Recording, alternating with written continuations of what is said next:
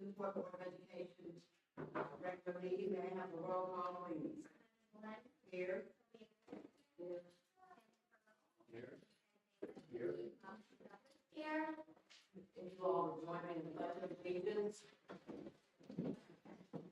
I pledge allegiance to the flag of the United States of America and to the republic which stands one nation under God, indivisible, with liberty and justice for all. Thank you. Great job. Now, we're about to have a moment of silence.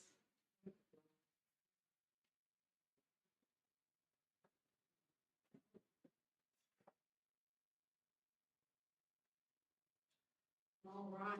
First on our agenda is recognition, our favorite part of the meeting. Recognizing our staff and our students, Mr. Atkins. Yes, so we'll start with the youngest grades. Ms. Amy, if you want to remind us. Our student is not here, but I will still try to read what her teacher will do for her. It's Andrea Reed, second grader at Newport Primary School. Andrea is the model of a leader in our classroom. She is always listening and knows the expected procedure for any activity.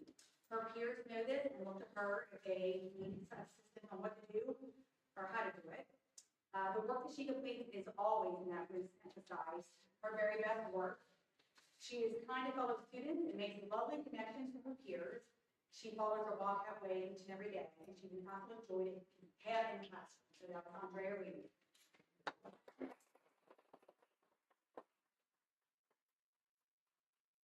And then our staff member of the month is Miss Amanda Barber.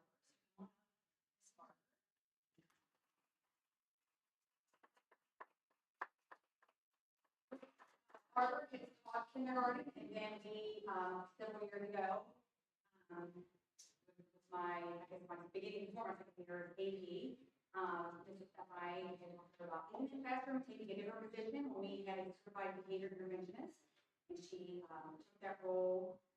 We discussed how she worked with students in the classroom with challenging behavior. She did that for a number of years, and then she went back into the classroom this year for a year.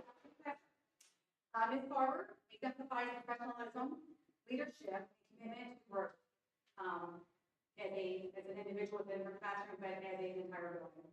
Her reflective practice and willingness to open her classroom for observation demonstrates both transparency and dedication to supporting her colleagues. And not even as colleagues, we have a lot of students from Northern Kentucky University, and she is always open to having them in her classroom, and her Thomas More, to come in the room and just see what it's like in her classroom each and every day. Her classroom has been our place of learning about the students, staff, and again, there's people who are wanting to become a teacher. Her passion, patience, and dedication are evident each day. She builds strong partnerships with families through consistent communication, creating a supportive environment for student success. With strong classroom management, clear procedures, and intentional differentiation for all learners, she ensures that all students are supported while maintaining high expectations. Ms. Barber's work continues to make a meaningful impact on the entire school community. She's one that will come to my door early in the morning and say, here, this is not working, or here's an idea for this. So she's constantly reflecting not only her own practice and sharing that with her colleagues, with me, but also being able to doing it as a building, and she's done that since day one, but also with ideas. And here's how I think we can make this better as an entire school. So I value her thoughts and opinions that she comes with that. Thank you.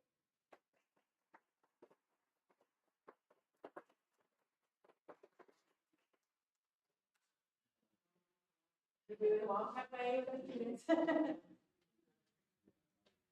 Yeah. Congratulations.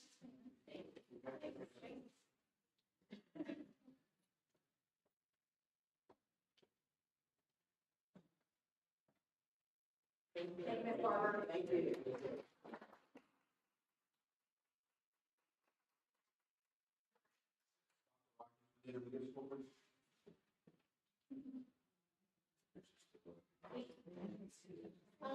Our Thursday.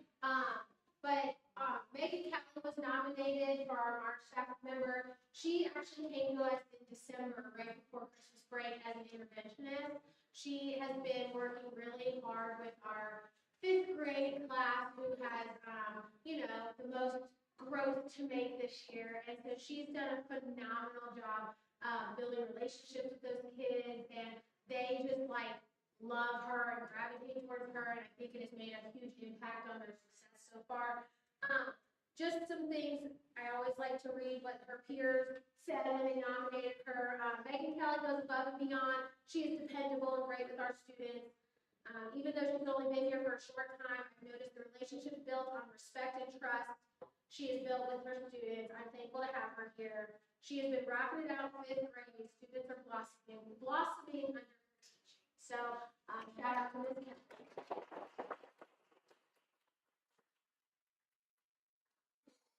And then our student of the month is 4th grader Dustin Combs.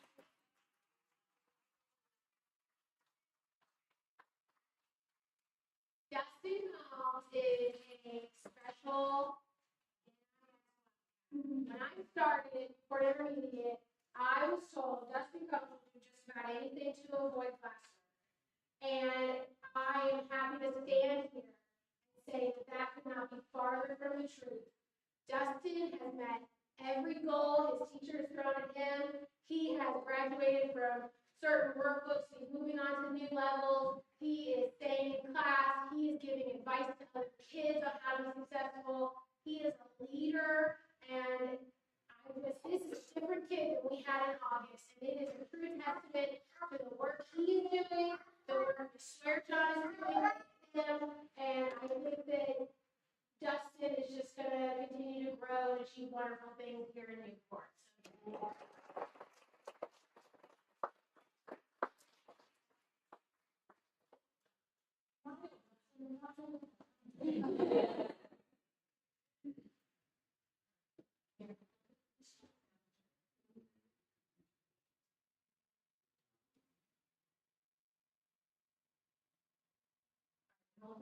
Wait.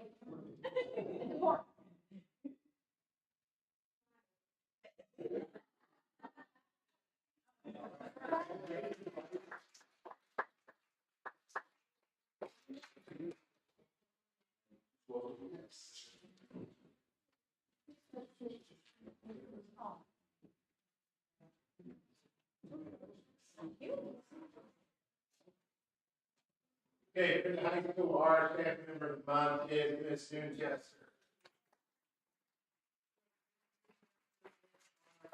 And she is an absolute rock star out there.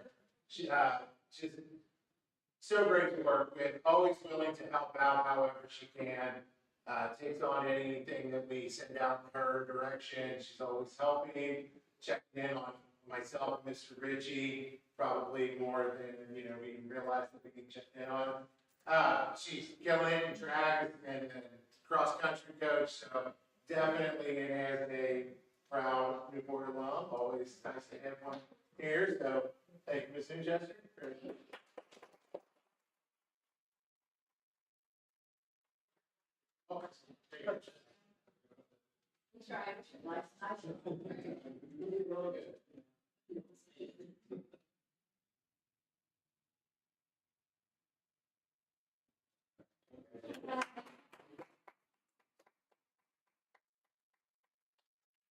Our student of the month is Michaela Collins. She is not here. She had a prior engagement, could not make it. But from one of her teachers, she said that Michaela is an absolute joy to have in class. She shows up every single day with a smile, willing to learn. She's an active participant, super helpful to classmates, to the teachers, always just willing to do whatever is needed of her in the classroom to help out.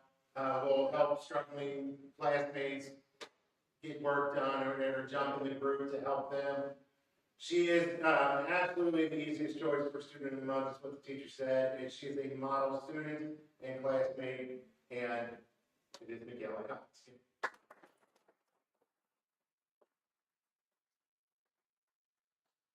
Thank you, everyone.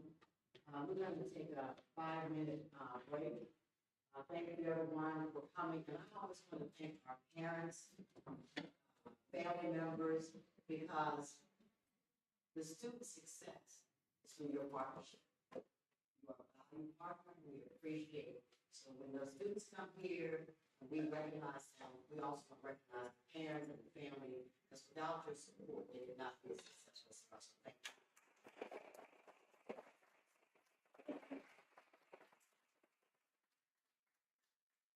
I would like to congratulate our I've never actually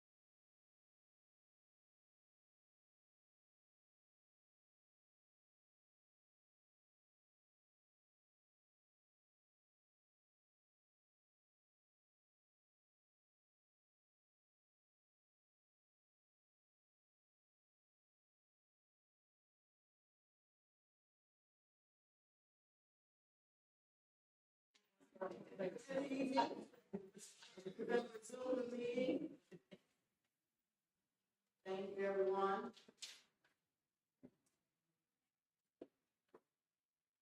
Next on our agenda is the comment section.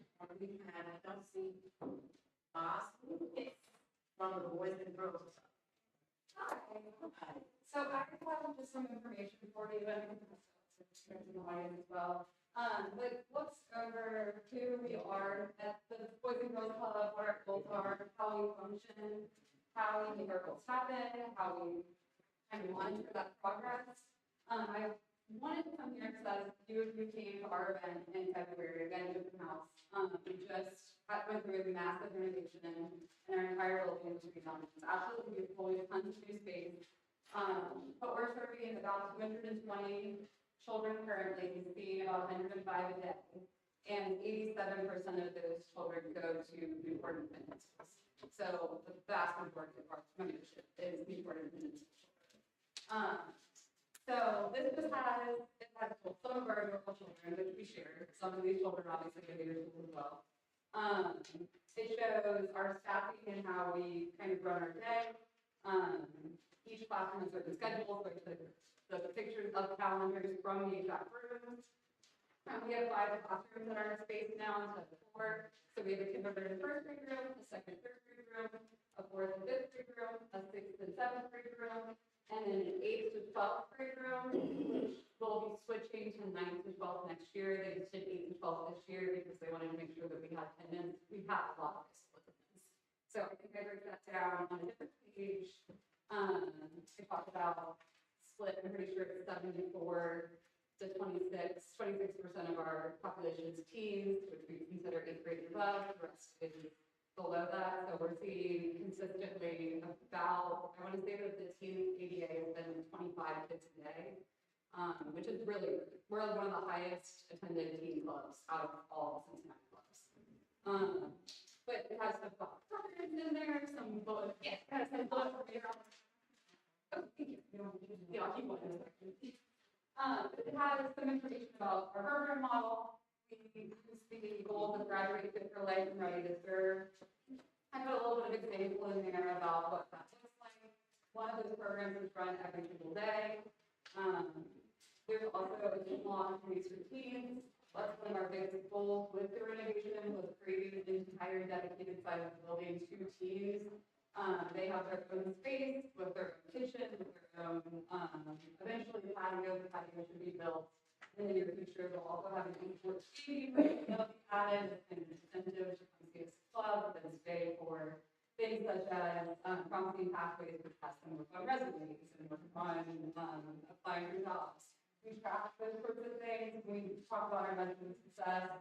And obviously track how many kids are coming each and every day. Today we had 112, so 112 children visited our building today, which is a very, it was a good day, a busy Wednesday. There's still probably at least 40 kids in the building over there. I love leadership behind, we still be there. But we also do our own sort of monitoring when it comes to our success. So on this page, I know it's hard to see, I apologize. The front page did not go very well, but there is this thing we call the Formula for Impact. That's a national organization we built up developed. That basically helps us look at who's in our community, what do they need in public periods for to meet their needs. So this isn't Cincinnati teens, this is Newport teens. What do Newport teens and children need? And then how can we make sure that we show up in the community. So we have that where we do our own 80 squad testing, and we're pretty sure we squad these from schools as well. We do our own in-house at club, we do DESA, which if you're unfamiliar is like a social emotional evaluation. We track that throughout the year so that we can pull specific needs of children when it comes to anger management and other social skills. That's kind of one of the biggest points of what we're there for is those social skills and those soft skills. And then as I mentioned, we serve, we have 220 on the roster. We will probably be up to 350 when we get to the summer. Because summer is always a little bit extra. We have a lot of fun. We run like a summer camp, but there's still an academic component to it every single day. I know that I've met with a lot of people who work. I've communicated with a lot of people in this room. I've met with people in this room. But there's so many ways that I can help the schools. And since our kids, we serve the same kids. I know that one of the points that I talked with a couple of board members was the child that had to be expelled not too long ago from this board is still a club member. Like, she comes to our club, we serve her, we're still reading, we're still working with her, we're still talking to her about her goals, her future, we're still there. She's still, at the end of the day, she feels that she's from Newport, she is from Newport, so she's gonna be part of our club. But not, that's obviously an extreme situation. We don't want it to get to that. We want to be able to be a step in before that. But if you have children that you're seeing that you take the benefit from our program, we want to help there. We also see them through some issues we know about home issues. They spend 5 hours with us a day. They tell us a lot about their lives. And sometimes at school, obviously a teacher with 3 kids can't balance all of that. I, however, have great with kids where I just have a few running around. And they're telling me about the terrible thing that happened last night. So I know what's going on with their lives as well. So I am here, essentially, this is my base to the club. I've been at the club for 2 years now. I will be there for a while. We have a lot of work to do. We're still growing. But I put my contact information, myself as the main point of contact, because I am the club director. But then I also put my program coordinators, which are Malia and Kat. And then our teen workforce development coordinator, his job is specifically teen Egyptian, is over there. And I would love for you to reach out if there's any way, or if you want to sit down and talk about how we think we can help, what we can do to work together. We have a beautiful space. We want to use it to help benefit the children in the community. So please let us know how we can. Thank you. Thank you.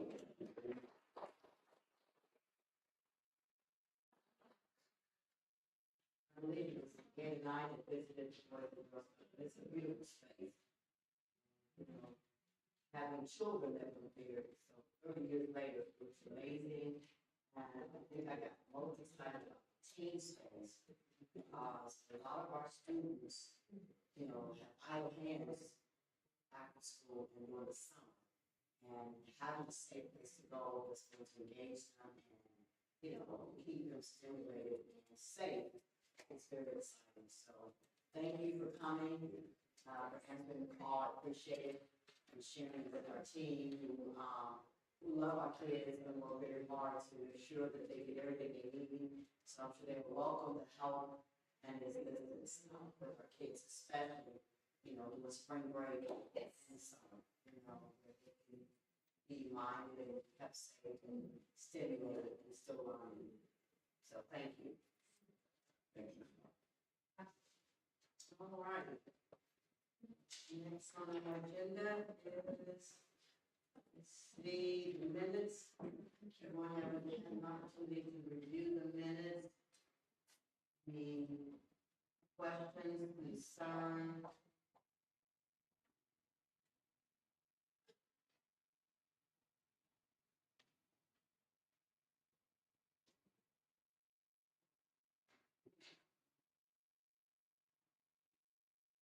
All right, if everyone's good with the minutes as presented, I need a motion to approve the minutes from February 25th, March 3rd, March 4th, and March 10th. It's been moved in second, all in favor? Aye. All right, next is our treasurer. Good evening, I'm Chairman for the board. Set questions that are already answered. Sorry for bothering you. Oh, we'll never bother.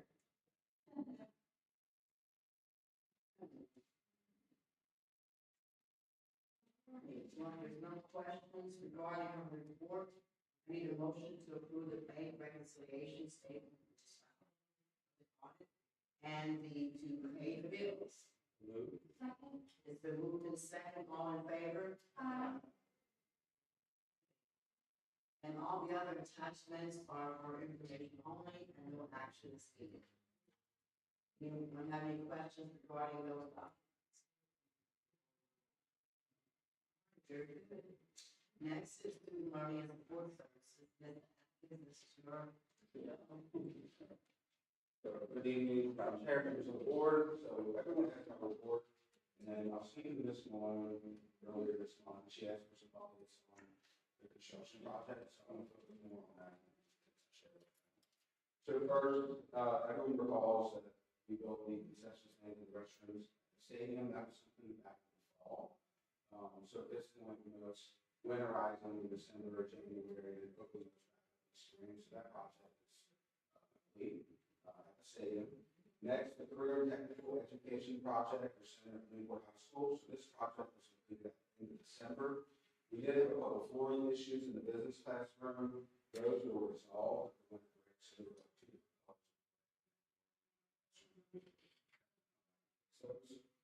We now have a new business classroom, graphic design, art classes. We also have a classroom now where students can work on drafting and designing construction projects. And we also have a renovated carpentry room, so this is all the software and they're all in the building piece. So we have several new CPE areas for our students, which is really nice. So that area is finished.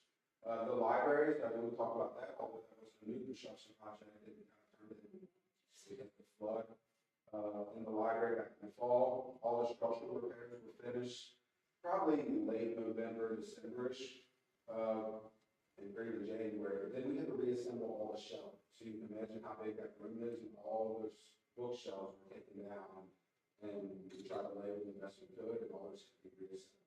So that took a little bit of time as well.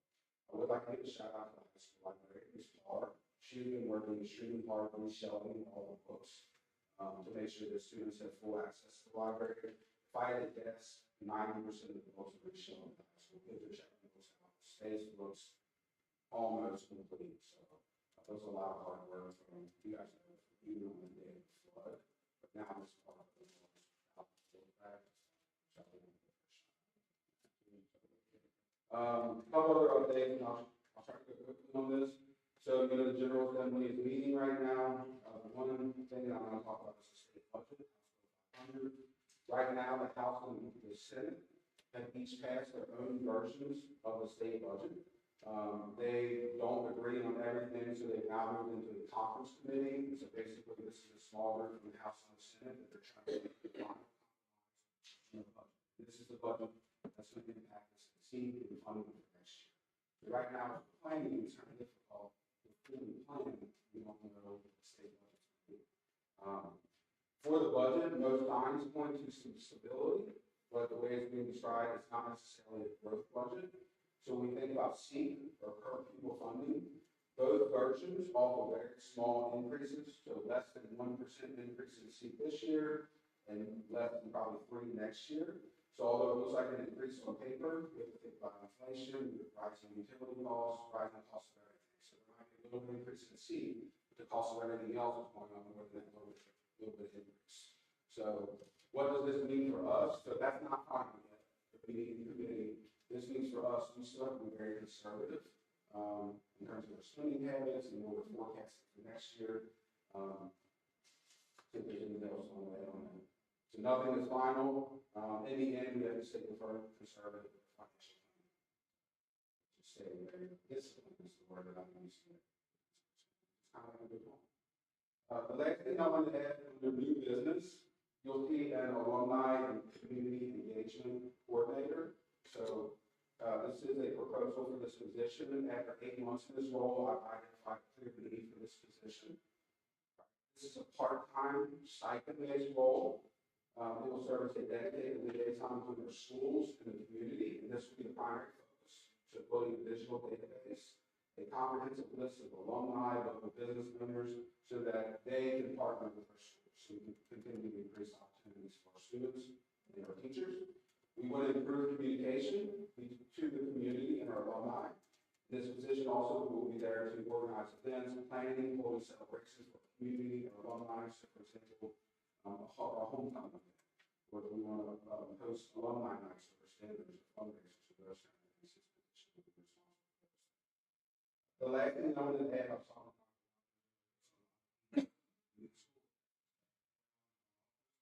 there was a lot of people pitching in from the district office, from their school, that made it a really nice day for the meeting school and office. That is it for my report. Tony, bigger about how much. Yeah. I think it's really hard to tell in terms of, so for example, the homecoming event coming up, so there's gonna be a lot of hours for me to do that. The database, I think it's gonna take a lot of time making sure that we contact all of businesses and organizing all that information. And it could be busier at certain times of the year. So for instance, begin some kind of district communication that comes out once a month, once a quarter, it could be really busy during that time. So it's hard right now. So, what approach, I think there is what was tracking. Once we hire somebody tracking hours for the first year, and then we visit. I think we kind of track the success as well. Yes, How much track the activity success. there is, how many days we did, how many of them are doing how many days. But I do know that the alumni themselves are working on something like this. I'm sure they'll be very excited that the board is approving this position. Newport alumni are very faithful and committed to Newport. And so I'm glad that this pipeline has been opened, communication from the alumni and what's going on in school. And because as I shared, my alumni, we did, they have a Founders Day luncheon every year. And this year was the 170th annual Founders Day luncheon that they were in honor, and so it is, it's amazing. And so we then they do a program where we go to the school. And the 25th, silver, the 5th, and the golden year class. And then they have refreshments and they do a tour of the school, just so they can see all the changes since they were there. It's a very nice event, and it's also an opportunity to solicit funds from those who attend.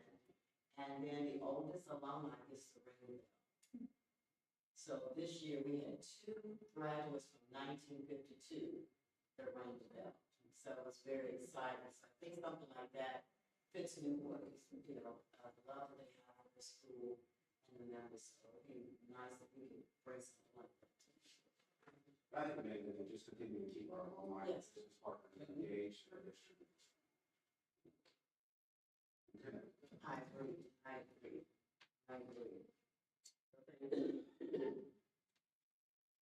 Right, next is, let's see. Ms.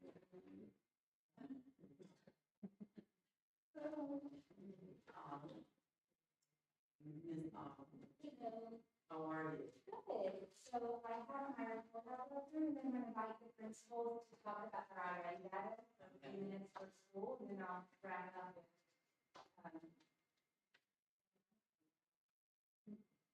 So this month is really turned from a lot of visioning and planning to implementation. Monitoring the implementation, in some cases, enforcing the implementation for the first time for a lot of systems. It's really focused on system building right now to make sure that what we do outlasts all of us to be successful.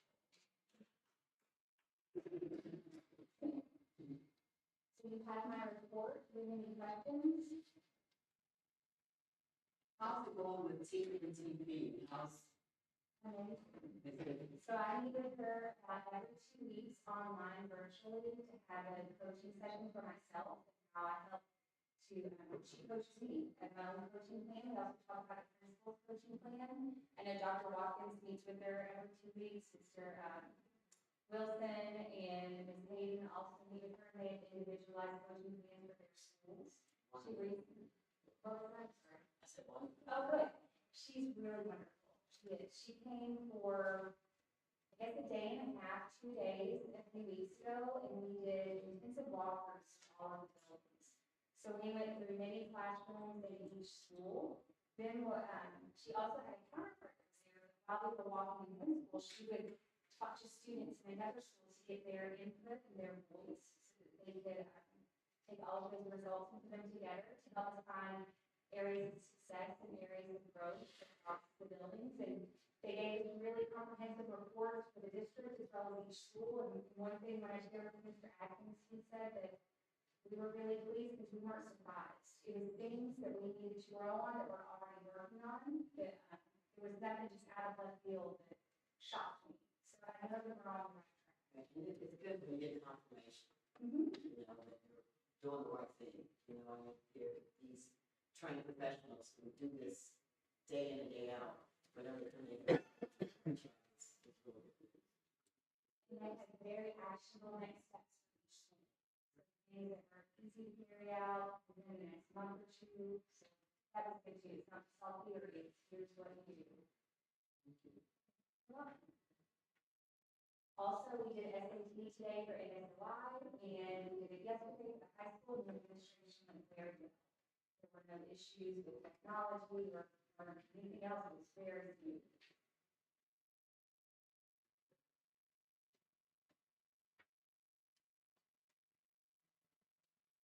Any questions, George?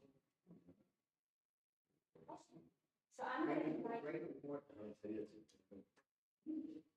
I'm gonna invite the principals up, Ms. Hayden, do you wanna come up first?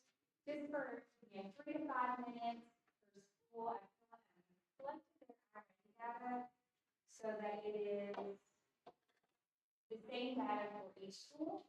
It's data for this year compared to the fall, but also compared to this time last year. So I'm gonna turn it over.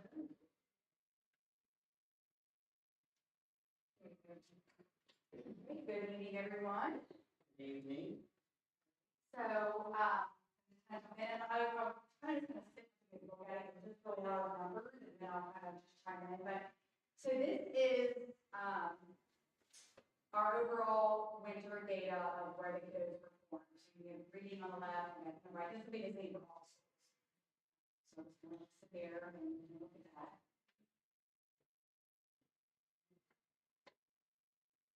The numbers are at the bottom are the complete amount from each grade level that are on or above grade level. So that top section breaks the whole school. View. So we're looking at 41%, that's on or mid or above grade level. And we've got the reading side, 51% still one grade level below, and then 8% two grade level. And the bottom is the 61% of our kindergartners grade grade, they're on or right on grade level, and 31% first grade and 35% second grade. And then similar on the right is the math breakdown.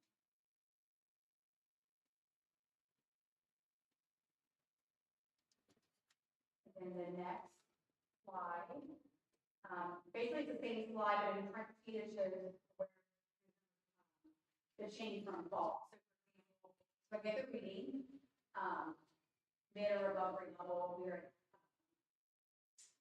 up 13% from the fall. And then similar, like early on grade level, we're at 8%. Down 17. It's a good thing that we're, moving those kids from one level below, moving them up. That's a good thing. Yes, yes. So we want to continue to shoot those numbers, and then the breakdown of by grade level, the top part is typical school. And so 61% of our kindergartners are in grade. We've got, 31% of our first grade and 35% of our second grader. I know you're focusing on reading, but they're on writing and the math.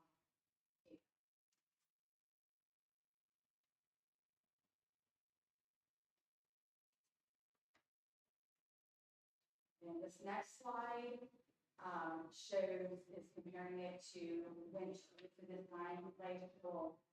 Winter to test in December of last school year versus December of this school year to test. So again, the breakdown at the top is those grade for those bands. Normally when we see that color chart, it's the green, the yellow, the red. So we were as a whole school, 70% were a bit above grade level less than it was last year. 24% this year were performed early on grade level compared to 31% last year. So these numbers are lower than where last year, those are the numbers, so one big thing. We're looking at anywhere from 1 to 3 or 4 kids makes that difference when you break it down. So last year in kindergarten, 51% of the kids were in the green. Last year was 71%. So the second one is this year or next year? Last year, winter data. And this is 61% of this. This year's winter data, this winter. So comparing last winter to this winter. So when you say winter, when was We forget December. December 2024. 2020? December, Of this year. This what year. I'm saying is parentheses are December 2024. Yes, correct. The parentheses, last year's mid-year data Okay. compared to this year's mid-year data. So these. So we're not where basically, the reading and it is not where it was last year. It's down some. So like, for example, we're looking at, and it's just a lot of numbers, but, so this year, we have 51% of our kids, and then bringing last year was 71%. Okay. So, but of course, they're not the same kids. They're not the same kids. Yeah, we're not, we didn't take out kids that's already. Because they won't be important to point out. Yeah, it's not the same kids. Yeah, this data is my kids pulled out that, weren't here last year. So a kid that come in the middle of the year would have made that district. They would have taken it, and we did, like, for example, we had, 6 kids enrolled the first week of December, they took the data test. They didn't take it, they didn't have that data in the fall, they did take the test. And when they come in, they take a diagnostic, so they can get their pathway. And that's another thing to point out, that we're not always testing the same kids. Correct. Mhm.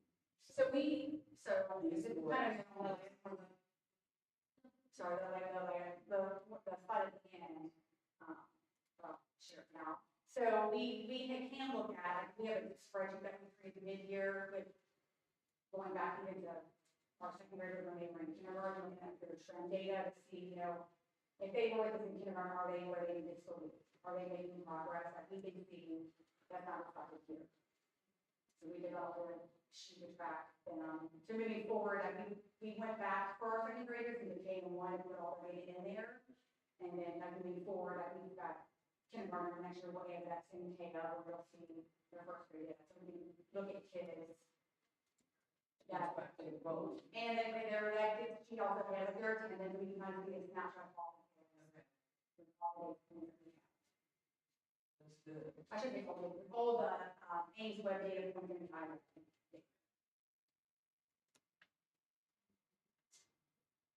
So this slide is the fall winter diagnostic growth. So this is a median. So that's that middle score, if you like all the kids, 59% was reading and 66% math, for the overall median. And then the bottom part breaks it down by grade. 50% would be typical. So about there. They are above. To the grade levels.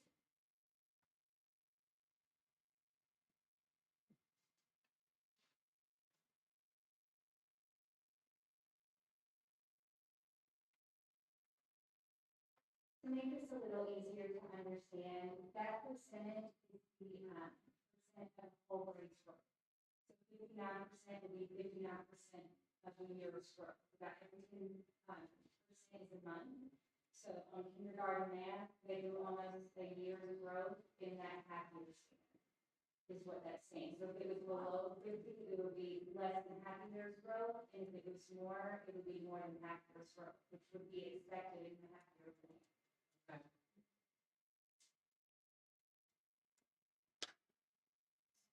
And so this is same slide we see here, but now we're comparing it to last year, from the year. So overall, this year reading was at 59%, which was 62%. And on the math side, this year the overall achieved 6%, and still being in last year 69%. You notice on the MEA, was the same. 91% kindergarten, first grade, and 50% were second grade. And then the reading, second grade did have a higher growth change compared to last year. K was a little lower, and then, first grade was. So when you looked at the kids that stayed with us from kindergarten to second, are you looking at comparing them to kids who come in? Yeah, we do, the data sheet we gave, we can sort the data differently, and we can have the high ratings in there. We want our sheet and look at kids that we had since kindergarten or they came in the And you're looking to see if they're still on the right level. correct, yes. So we're growing, we're not growing. We're about where we were last year, but this is a little bit lower in general, our growth compared to last year, not by a lot, but we were growing, yes. With this data, obviously data is important. What do we do with it? In other words, what's the plan? Try to improve this. And I know you have, I'm just curious what you guys are doing. How we, how you implement it, what do we do to get these even higher? A couple of things, that, we were doing already, we're maximizing every day off, we haven't been. Their schedule, we're working with kids. We did, we were able to give an entire fund to hire, took us a lot of fun for candidates. They were the position posted in October, but, we actually looked at the parent who was down looking for us, she's done an amazing job. So we, actually, they're both working online. And they started in, one started early January, one at the end of January, where they're going to pushing in to classrooms, working with kids. Not that typical tier 3 pull-out intervention, they going in and helping with their core instruction, so they're getting core instruction with support, in the classroom, and they, every minute of their day, is in the classroom, in their lunch break. And then they work with Kathy Hale, our NGSS coach, so they know, which day to go in for, and there's time in the day where they just go in and support, all kids. And they're used different ways. We had, when they go in, to those classes that are part of one center, so they're getting, again, support with that core instruction work that they have. Another thing is just more intentional conversations when we're calling about attendance. Attendance is still, barrier to some kids, and we're talking about their academics and we're calling about their attendance. Something that we did, also this, but doesn't connect with our, attendance is we Tracy, our calculated the minutes of instruction we lost due to tardies. And so we're evaluating them all, and your child missed 483 minutes of instruction just based on tardies. Do you realize that, and we have a very intentional conversation and bringing that academic piece into it? Because oftentimes, when they're not performing, it is due to attendance or human behavior. So having different types of conversations with families. We've been sending home, we called families about a month or so ago about performance, materials sent home, and we send materials home anyway. We do that regularly, so we had a conversation with parents about their child performance, and we want to send things home. So we send things that they do in class, but they can do at home. One better goal in reading, things that they parents can pick up and do very quickly, and if you do 10 at a night, will make a big difference. So, and then something else that we, looking at kids in that gap group that were not performing, we were able to get that volunteers to come in to partner them up with anybody, they can want to be just like mentor and have a conversation. And we want to them what they can do that intervention law. We're trying to partner up with people in the community. Thank you. So I will and that was kind of some of the takeaways. We were close to the growth that we made, not as, but my goal was to be higher than last year's growth. It was not explosive. Few areas were higher. Second grade, meaning growth and reading was higher than last year. 44% of our second graders did move a placement, and they moved up from either red to yellow or yellow to green. Most of those people were yellow to green. And then just communication, our two IAs that we're using, down the point that we have, like, doors one week, get one every, just trying to get my moving it down. If a kid that comes in early at 7, gets on the iPad or iPad. Just trying to be strategic and differentiate what we can with kids. Any questions? Did you say they have coaches? We have one coach, instructional player. How many second graders do you have? We have 103. How many classes? 5. How many classes? So they'll go from you to you. All right, we're intermediate, third through sixth grade. Here are diagnostic results. As we look at it, I'm just going to kind of give my little synopsis. The slide shows our current overall performance in reading and math. The main takeaway is that achievement is still pretty low. A large percent of our students are still below grade level. At the same time, it's a clear picture of what we need to do to improve it. And we have a lot of things in place right now, which I can talk about at the end, what we're doing. We'll go to the next slide. Slide 2 highlights our progress from fall to winter. So again, in the parentheses, that's our fall percentage, and then outside parentheses is our winter. We saw improvement both reading and math, with more students moving closer to grade level, and fewer students performing 2 or more grade levels below. Tells us that our efforts are making some impact. We still have a lot of work.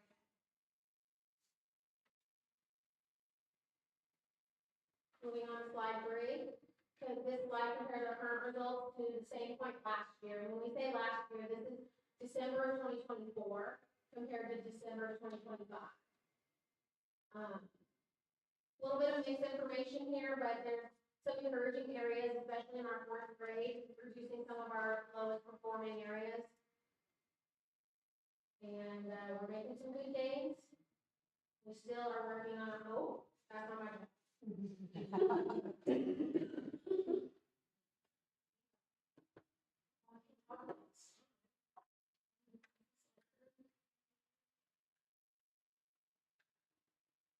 We're working on consistency. So, the 3 words that we hear from TNTP is consistency, coherence, and belonging. And those are 3 things that really heavily adopted.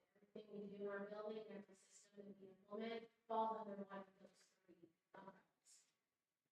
So, moving on to slide 4. This is our diagnostic growth from fall to winter. So the focus is on how students grew, and as mentioned before, you want to see the percentages to be at 50. So in December, it should be at 50. Anything above 50 is great. Anything below 50 is the area we're going to focus on. 5th grade reading, especially, is our focus area. We've implemented a lot of different systems to improve our 5th graders' achievement, and so that's been our focus. 6th grade had some really great growth in math from fall to winter, so we were really excited to see that. We have an exceptional 6th grade team. Our teachers in 6th grade are phenomenal. Looking at our diagnostic growth change from last year to this year, several areas, especially in reading, we're growing at a slower pace than we did last year. 5th grade, again, is a concern. The key takeaway here is that we're seeing a little bit of progress in some areas, but not enough. So we are going to continue establishing systems, working consistently, providing coherence, and establishing a sense of belonging for our students. The next slide is our percentile. So it shows how our students compare to the national norms. Overall, both reading and math are at that 36th percentile, which is below the national average. We know that. This is not news. We do have some relative strengths, though. 3rd grade math, I'm just really proud of. Our 3rd graders are doing a really great job. They're definitely a bright spot in our building. Their behavior, their work ethic, their academic strengths. So we really are proud of the work they've done. This shows the percentile change, fall to winter from compared to December 2024 and December 2025. So, most areas stayed fairly flat or even declined slightly. Sixth grade showing an increase in reading and math. Our overall showed a decrease. We're seeing pockets of progress, but we're continuing to, again, same narrative, establishing, building our teachers, establishing a sense of belonging among our students. And then our last slide is comparing the percentile performance to last year. So this is the percentile change, and it's very similar. There's some positive areas, like our fourth grade improvement went up in fourth grade math 11%, but overall, small pockets of progress, very large areas of progress. This is not news to me. It's not news to our teachers. It's not news to even our students. So we are just going to continue to work, and if you have any questions, I'm happy to answer them. I have a question. I know we have limited volunteers to read, to students who are reading students. So what does the data show as how that has, what impact does it have on a child's growth, reading growth? Someone coming in and spending time to read to them and help them recognize words. I don't have the data readily available. I will say we only have 2 volunteers, so people don't come and read. They're not. If I can be open and honest, they're not cute little kids anymore, and so getting volunteers is very. And are they open to volunteers to come at the age? The kids? Yeah, the kids are definitely open to receiving volunteers to do so. I go to community meetings, beg people to come into our building, but no one has taken me. Hand-delivered volunteer forms to community meetings, to people in my neighborhood.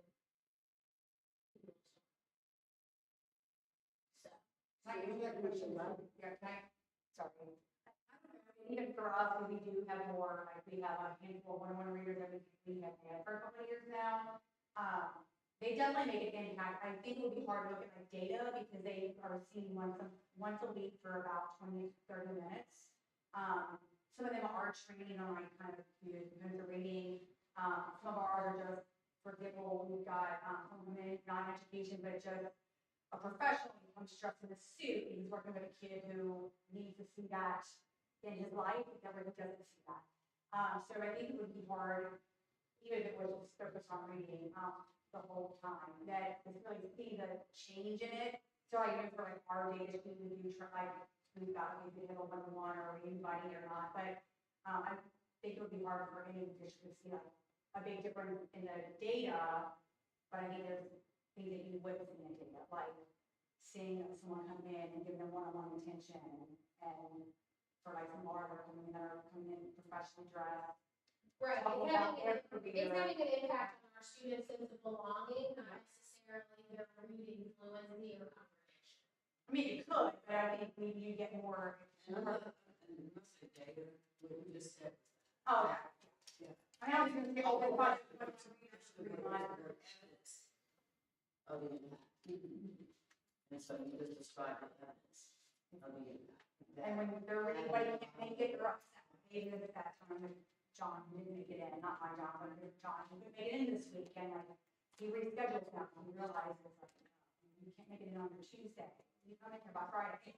You know, because the child's looking forward to that one-on-one time. Yeah. Very good. Just tell me, Jen, if you were asking a question. Mr. Pearl, would you like to ask me the question you asked today? What are we doing? Do I have to ask it? You don't have to, but our data doesn't look good, so you might want to know what we're doing.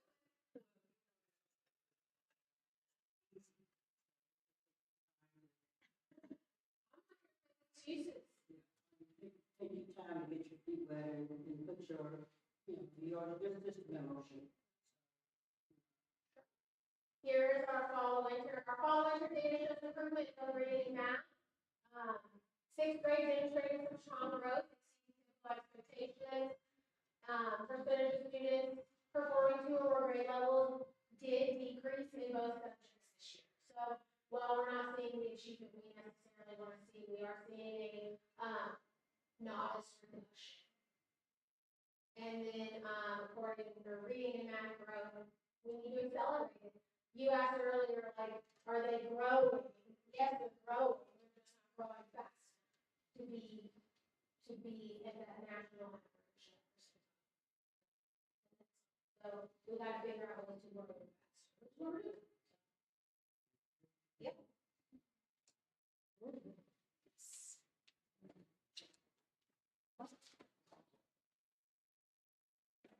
Good evening. I'm going to share our stuff I already did here with 7th and 8th grade.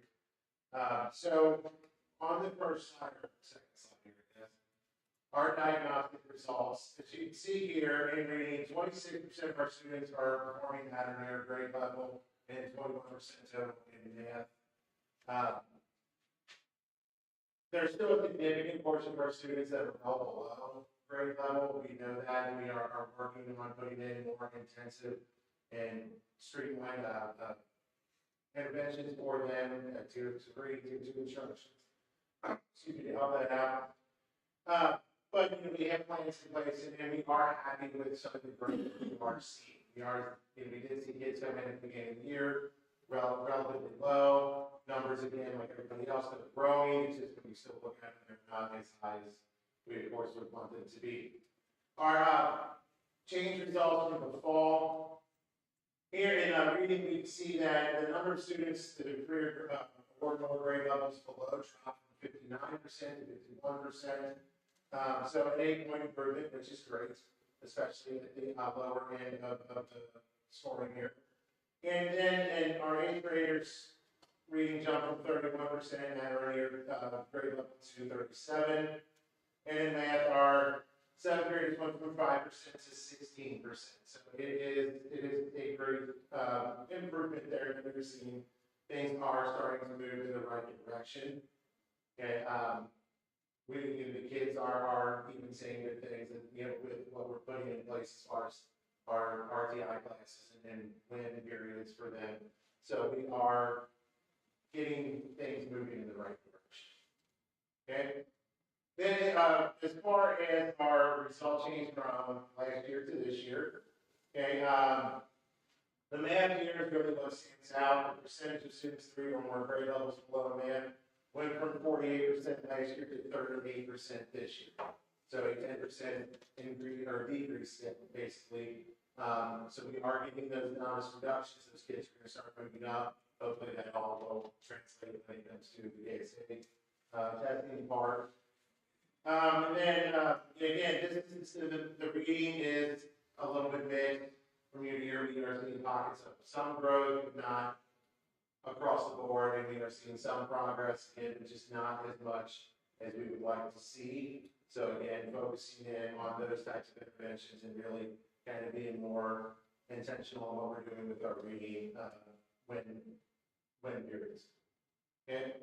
Our diagnostic growth from fall to winter.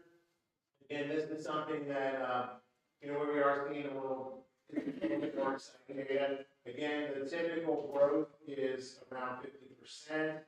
Our reading growth came in at 73% overall, which is obviously well above the typical number there. Our 7th graders in math, our growth is at 56%, so slightly above that typical number. So again, things that we are happy about, positive, and really like what we're seeing here. Our 8th graders math, though, if you look at it, it's at 78%, which is phenomenal. 7th grade reading overall is at 83%, so a lot of growth is happening. Again, it's just when we start where we came in, putting some systems in place that were needing a little bit more structure and guidance, we're starting to see the growth. So we are excited about and the continuation of this and what's going to happen in years to come. And then, like Mom said, things that we're putting in place that will outlast all of us, regardless of hopefully won't live forever, but. Then the next one here is the change from last year. Again, reading is still holding stronger, it's 73% last year, 74% this year, so right about, average there. Then in math, our numbers are, we can see our math numbers here that we went from 38% to 54%, and then the 8th grade math from 50 to last year we were 54% math, and 7th grade this year 38%. So one of those points of emphasis that we're focusing on and working on, the structure, the interventions, the HQIRs, all the things that we were using in classes to try to get those numbers up to where we want them to be. And then in 8th grade math, we went from 50% to 78%. So again, some growth there that is pretty significant.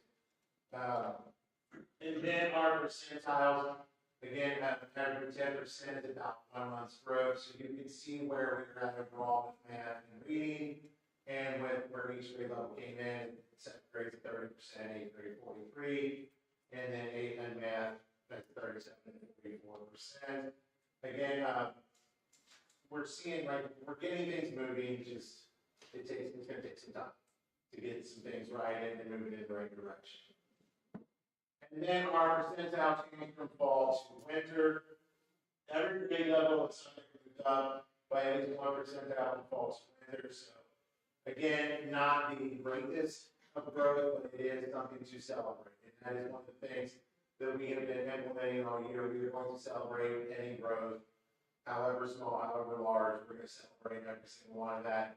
One of those percentile changes, every single student growth, we're going to celebrate and do incentives and whatever we can to show them that this is important to continue going up that we are.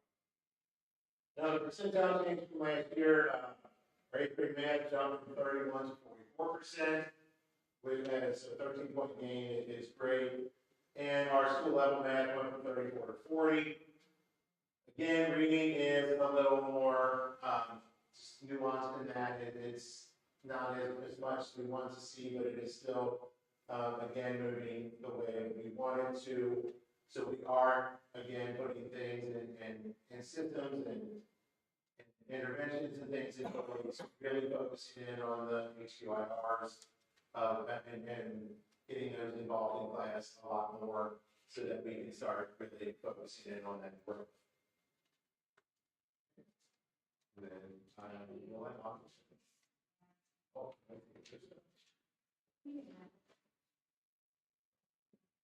you asked a really good question about these are all numbers, but where do we go? If we're not going to use them to make changes and go forward, it's no use just knowing what they are. So one of my favorite things to do has been to see the numbers, correlate them with what we're observing the instructional leaders do, as well as the teachers during walkthroughs, to find those commonalities, as well as see what the instructional leaders have made changes. So I know that Dr. Watkins has brought in another 5th grade teacher for, we saw the 5th grade data that is alarming. They brought in another adult. There are 2 more interventionists. There have been other changes. I know that there's a new 2nd grade teacher in Ms. Hayden's building. Not that a new teacher always solves everything, but they were placed in the area that they were the most concentrated need. I was really excited. Ms. Stewart invited me and Mr. Adams to a training about Looker Studio. It's a platform where you can take that and you can kind of put it together to make it make sense more for you. And I created one. Just going to put it up here. What I've been able to do is take our iReady data from winter of last year and correlate those to the KSA results. So I'm able to see if a student scored 3 or more years below, how likely are they to get a novice, an apprentice, proficient, or distinguished. And I was able to do that through all of them. When I used that data, and I was able to use 2 years of data to make those predictions, I'm seeing that we started in a better place this year than last year. So those changes aren't as effective. We're still in a very similar place where we were last year. If this data is accurate, I know the data is accurate. If it is a good predictor, which I'm hoping it is, We are looking at similar scores to a slight raise from last year. If those kids try their best, and if they had adults, instructional leaders, classrooms, and giving feedback, we can't give up right now. We have 8 weeks left of school, but we have to work every single day, every minute. We'll get there. Thank you. Thank you. So I have a request. It was mentioned that at least at the primary school, that we're looking at data on kids that here or kids that are low life and compare them to. I would like to see that data. Would you like it for iReady specifically or for what they're doing in class in general? Just in general? Yeah, we've gotten it before, we've gotten it before, so it'd be good to see it again. More recent, because we've had it to show. And the data for the last few years have shown that if they stay with us, they grow and excel. Yeah. So it's good to know. Training impacts, because as I always say, we're not teaching and training the same thing. So these numbers are not a reflection of the teaching that's going on in Newport.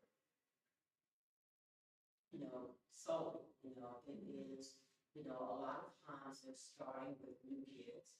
And, I was looking to know that we test kids.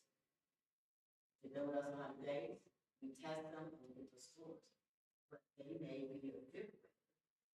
And it's only been with us for 100 days, so we're burdened with their being behind 2 years because they come to us.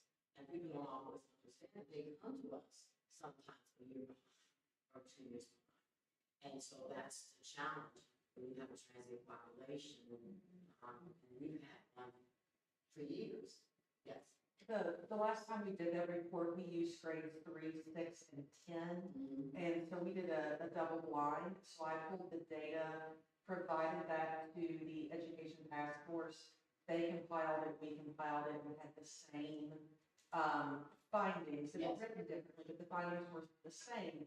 That if you were a continuously enrolled student at Newport from K to 3, K to 6, K to 10, you were outperforming all content areas at the state level. So if the state, average was 50, Newport students were coming in at 50 or greatly above. And the task force report is actually included in our needs assessment, as their findings were the exact same as ours. So if you do that, just my little tidbit, if you do those grade levels again, that would just continue to show that trend. So it's exact data. We look at it the same every time, and I'd be happy to help you get that continuous enrollment, because that's kind of hard to pull. Yeah, I'd like that. Yeah, absolutely. So that we literally have to pull the enrollment for every student here and do that by hand, just because of transfers in and transfers out. And the way that's done, our setup is a little different.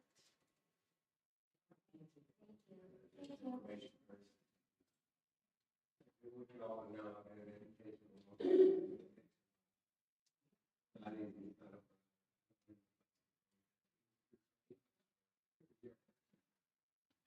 Yeah, it's not overnight, for sure, but I have seen a lot of processes put in place and a lot of instructional improvement from the beginning of the year. And we are happy with that.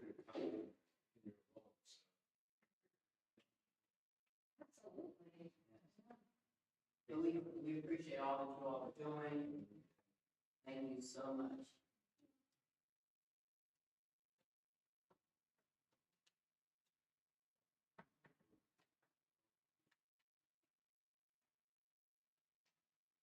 Madam Chair, members of the board, you have a copy of the DPP report for the month of March. There are 2 things that I want to point out for this month. One is the amended calendar. It's that time of the year, and I feel pretty safe in doing it this in March.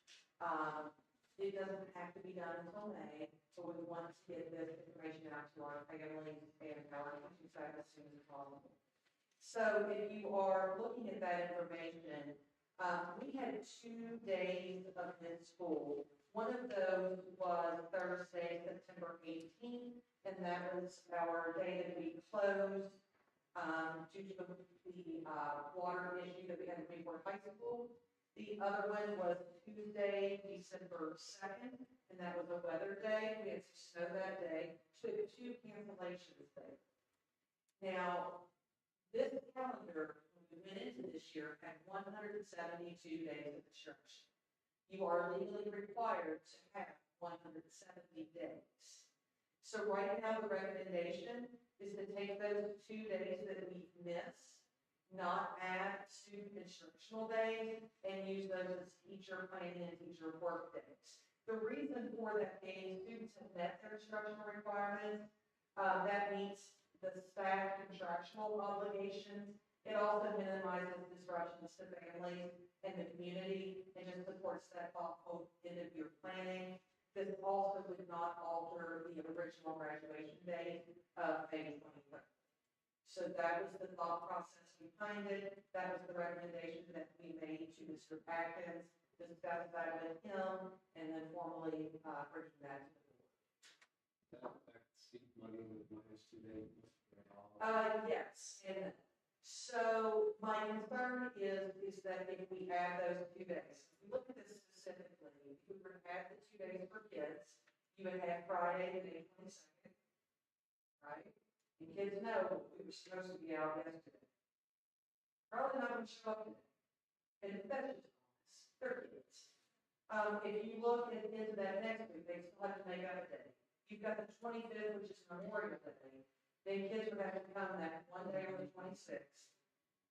Right? We got great kids who will. I promise you they will. We've got some kiddos that are just going to say, you know what, I've had enough. And then that's just honest. That's human nature. That's how it is. And then if we did that, we would have to move graduation to May 3rd.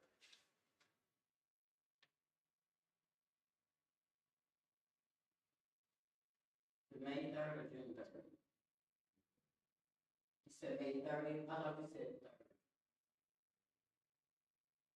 So if you moved it, what would be the closing date? So the closing date for staff would be May 26th. So what it looks like from an educator is, kids are going to be done on the 21st. So then on the 22nd, staff will be working, and we know all the things that staff need to be working on. We're currently working on those end of year checklists. The 26th would be a staff work day. 27th would be closing day. So things that teachers would be working on are things like making sure their grades are in and their grades are accurate, making sure that those grades are posted, making sure, especially if they're in high school, that they're posted to the report card and to the transcript, verifying that keys date. So there's a lot of logistical pieces that staff will be working on then, instead of having them try to complete all of those in one day. It's very tedious for staff. Did you not say if they move the date, it would be different? Yes, if we move the last 2 day of instruction, then it's by more than one day, then it's going to be graduation. So if you decide not to go with the recommendation, if you want to do something different, the most you could do without moving graduation would be May 22nd. You could make that a student day of instruction. Where that would impact seat is if the students decide, yesterday was supposed to be the last day, I'm not making it. And you do see that. I won't be able to drop it as a weather day unless it's bad weather. I will thank you for attendance month 6 and 7. We have several weather days. We can only use 5 of those. There's only 5 days I can drop there to try to get the seat number up. It's called the SART, or the superintendent annual attendance report number. But that's ultimately our goal, is to raise that. So if any day that we know that the kids are likely to not be in great attendance, we try to stay away from those calls. But that is to the decision of the And whether they show them going to impact or see. That will actually help us in this case. So what we do is every day we run the weather report, we match it to our attendance report, we keep that in a file, and then we go through for each attendance month so that we keep track of it. And then in June, once we close out all of the systems, we'll go in and do that superintendent annual report, all in those weather days with the lows. Normal weather use it as a weather day, and you can improve it. You know, if it's sunny and 80 degrees, I can't say that that's weather, right? Kids might come that day because it's sunny and it's beautiful. Correct.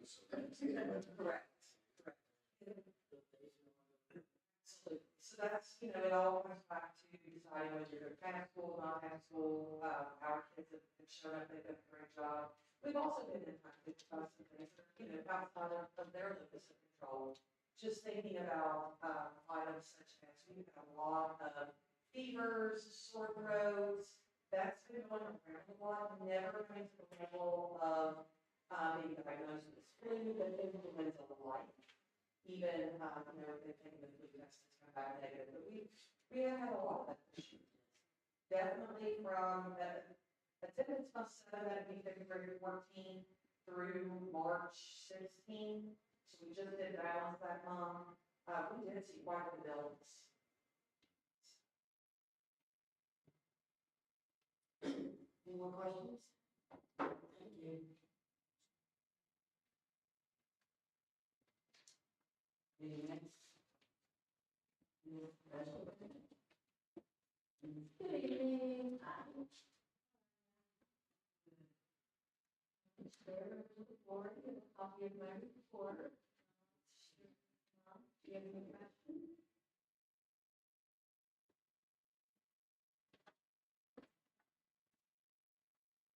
I do have a question. To special ed students, what category are included in our test scores? So we have special ed students already. All of them, All students take the IRA. So our data is impacted by the 219 students that we have in special. right, They have some type of learning disability, right? 9 through 12 do not take that ready, correct? So Yes. that's, And then students at the Newport Regional School may not participate in some of the same testing that students within the primary and intermediate schools. They don't participate in either. K and 8. Yeah. They participate. Yep, all students. They don't take the IRA. Okay, thank you.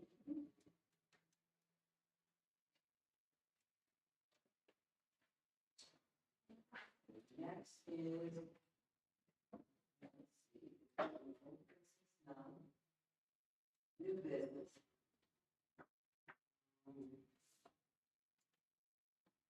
Have 7 agenda consent items.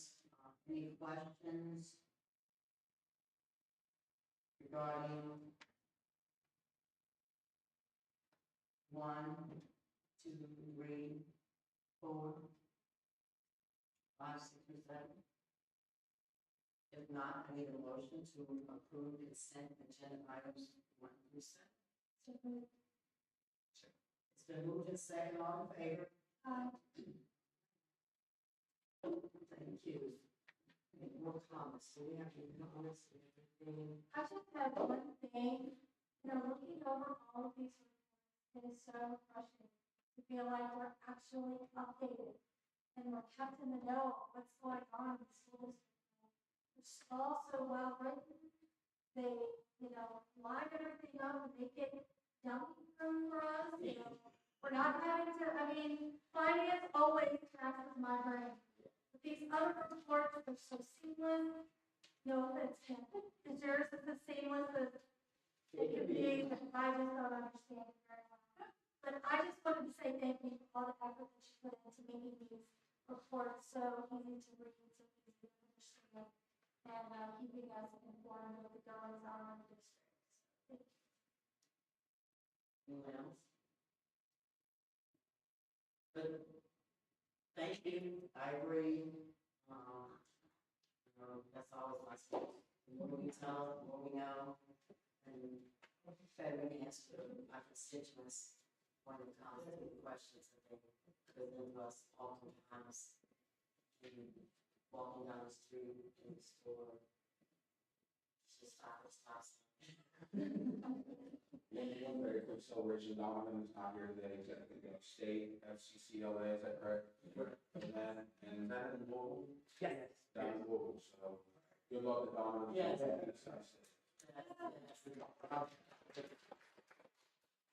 We have our challenges, but we have great students, great staff. We're very excited. It's an honor to serve. It's truly a family. We truly care.